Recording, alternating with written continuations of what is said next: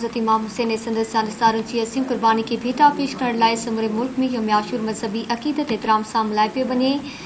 इन हवाले सां ख़ैरपुर मां तफ़सील मालूम कंदासीं। अली अकबर गोपान खां। अली अकबर।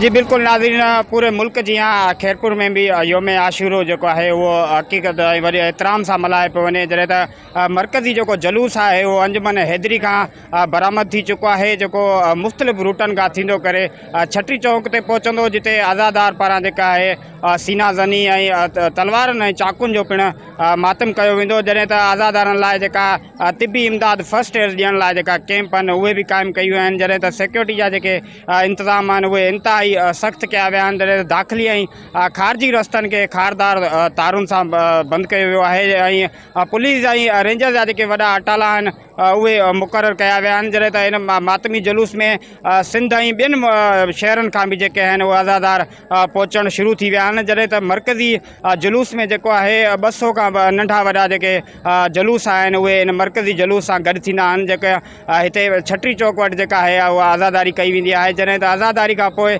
शाम ग़रीबा जेका आहे उहा थींदी।